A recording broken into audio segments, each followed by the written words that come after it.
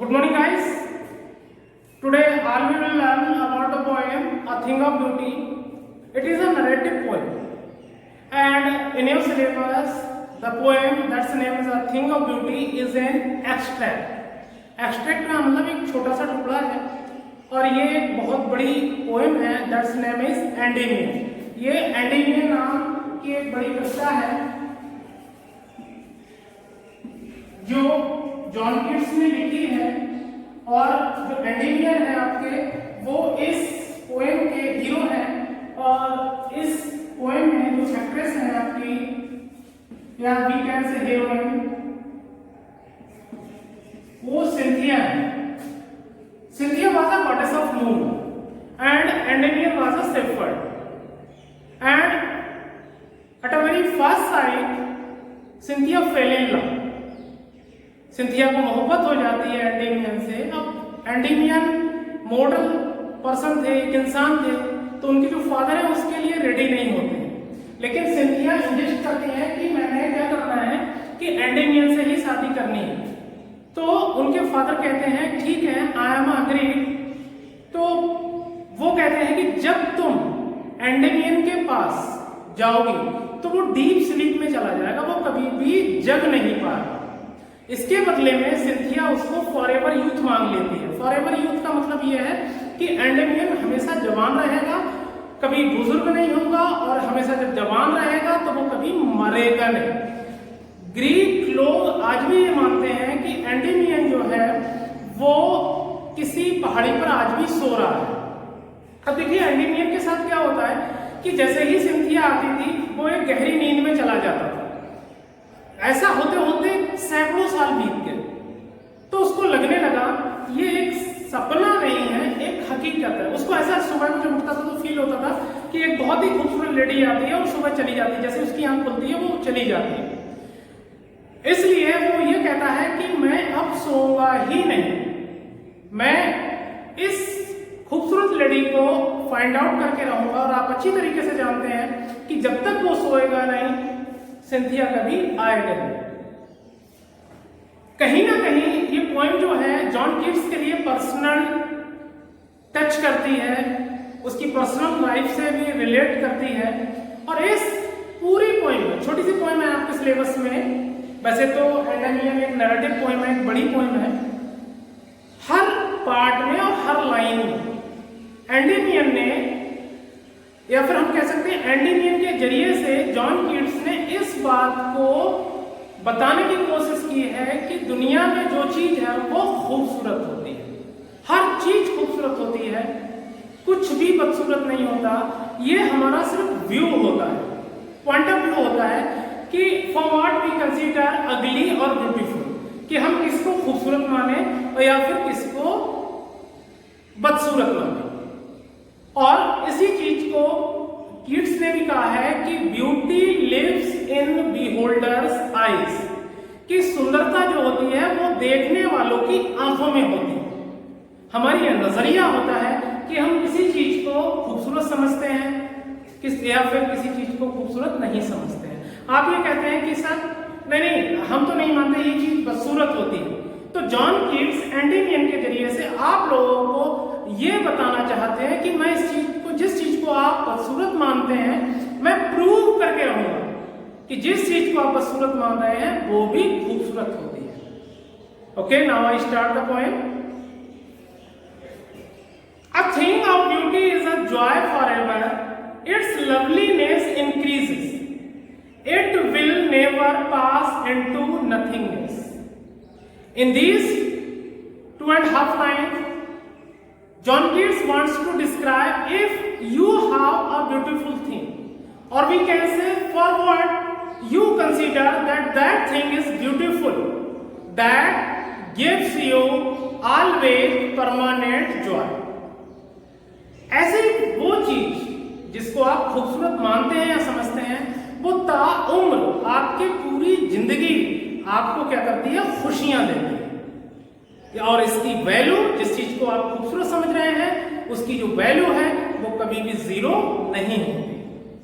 But will keep you our quiet for us. He says that small happinesses creates a big happiness. छोटी छोटी खुशियां जो है वो एक बड़ी खुशी का निर्माण करती हैं। जैसे अगर हम छोटे छोटे फ्लावर्स का एक बंच बना लें तो वो एक बंच ऑफ फ्लावर्स होता है, उसको हम गुलदस्ता कहते हैं। Next I proceed. And a slip full of sweet dreams and health and quite breathing. Breathing means होता है सांस लेना।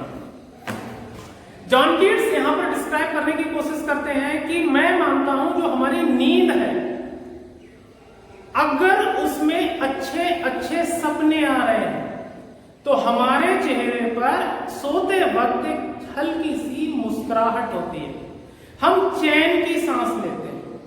और अगर वही सपने हॉन्टेड होते हैं, अगर उन्हीं सपनों में बहुत बुरे बुरे सपने आते हैं तो हम बेचैन हो जाते हैं। इसका मतलब नींद भी खूबसूरत होती है, लेकिन तब खूबसूरत होती है जब उसमें प्यारे प्यारे सपने भरे हों। Therefore, every morrow are we reading a flowery band to wind us to the earth. And if our life is joy-giving, then we get up happily to every morning to do our homely work, or we can say to do our daily works. अगर हमारे पास health है, हमारे दिन बहुत अच्छे हैं, हमारे दिन बहुत अच्छे से पास आउट हो रहे हैं, तो हम हर दिन एक नई एनर्जी के साथ उठते हैं और अपनी डेली वर्क्स को फुलफिल करते हैं। A flowery band to wind us to earth। इस लाइन में जॉन कीट्स ये कहना चाहते हैं कि एक चीज दूसरी चीज से आपको जोड़ती है। अगर आपके पास एक छोटा सा लैंड है और वो बहुत अच्छी क्रॉप यील्ड करता है, बहुत अच्छी फसल उगती है, तो वो फसल आपको उस जमीन से जोड़े रखती है। नेक्स्ट, स्पाइट ऑफ डिस्पोंडेंस मतलब दुख, of the inhuman rate of noble nature of the gloomy days of all the unhealthy and over darkened ways made our searching years. In these lines, the poet wants to describe that sometimes if it happens that nature is against you, all humans are also against you, and you feel that there is a no way to come out from those grips, तो उस वक्त भी हम किसी ना किसी तरीके की खूबसूरती को, यहां पर खूबसूरती का मतलब है मदद। अगर हमारे दुखों में अगर किसी भी तरीके की हमें मदद मिल जाती है तो वो जो मदद है हमारे लिए, वो दुनिया की सबसे खूबसूरत चीज है। In spite of all some shape of beauty moves away the pall. Pall का मतलब होता है curtain.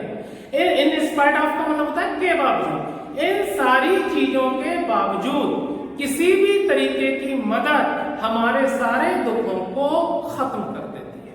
Next, from our dark spirits, और हमारा जो एक्टिविटी है वो अंधेरे से बाहर आ जाता है, हम डीप ऑफ सारो से कम आउट हो जाते हैं। Such the sun, the moon, trees old. अब देखिए, there are so many sources to give us joy. हमें कोई एक ऐसी चीज जिसको हम बहुत ही ऑर्डिनरी समझते हैं, वो भी हमें जॉय गिविंग हो सकती है। जैसे देखिए, सन है, विंटर सीजन में हमें सन बीम्स और सन की जो हीट है बहुत प्यारी लगती है। द मून, गर्मियों के दिनों में हमें चांदनी रात अच्छी लगती है, ठंडक उसकी अच्छी लगती है। ट्रीज ओल्ड, गर्मियों के दिनों में अगर आप बहुत ज्यादा परेशान हैं और पेड़, जो पुराना पेड़ है, उसकी छाया के नीचे हमें रिलीफ फील होता है।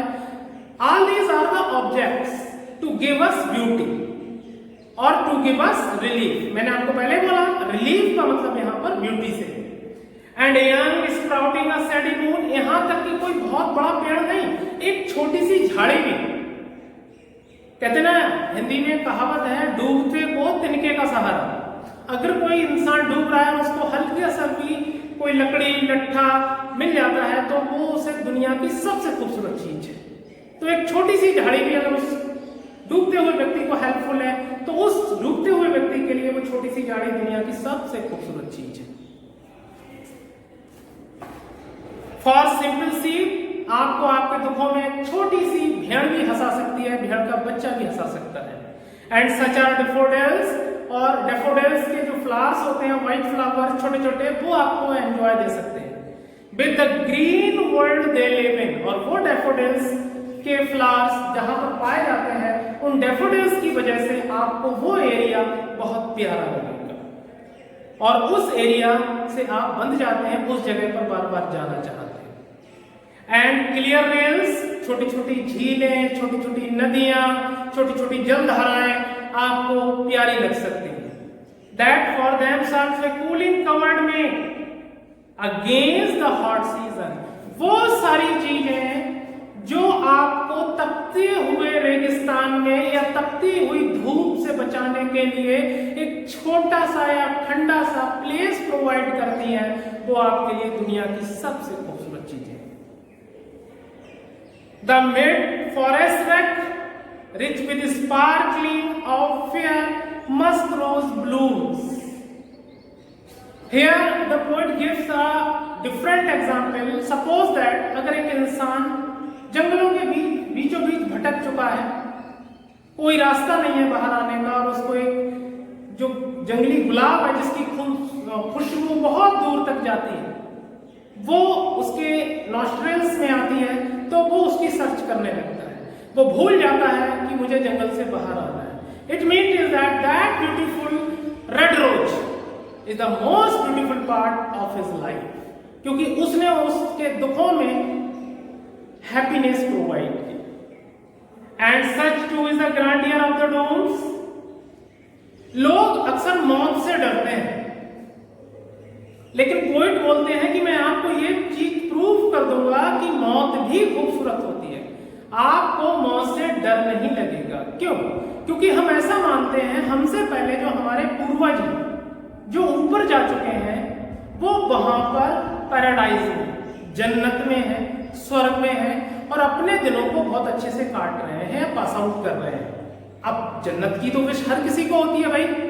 अब अगर हमारे माइंड में जन्नत की थीम माइंड में होगी, तो हमें मौत से डर नहीं लगेगा। We have imagined for the mighty dead, ऐसा हम अपने बुजुर्गों के बारे में सोचते हैं कि वो जन्नत में रह रहे हैं। All lovely tales that we have heard or read, और स्वर्ग के बारे में या तो हमें किसी ने बताया है या हमने किसी बुक में पढ़ा है। देखिए, ये कॉन्सेप्ट इसलिए है, मौत की कॉन्सेप्ट को जन्नत से इसलिए जोड़ दिया गया है कि इंसान को मरते वक्त या मरने से बिल्कुल भी डर ना लगे। उसको ऐसा लगे कि मैं इस दुनिया से डिपार्चर करूंगा तो वो वाली दुनिया इस दुनिया से भी बहुत अच्छी है। इसलिए यहाँ पर जन्नत की थीम को या पॉइंट्स को डिस्क्राइब किया गया है मौत के डर से बचाने के लिए या मौत से ना डरने के लिए। और ऐसा कहा जाता है, जॉन किट्स कहते हैं, an endless fountain of immortal drink. और जैसे ही आप जन्नत में घुसेंगे तो वहां पर अमरता का एक झरना होगा, pouring unto us the heaven spring, और ये झरना बिल्कुल स्वर्ग के गेट पर ही है और आपके वेलकम के लिए तैयार है। Thank you very much.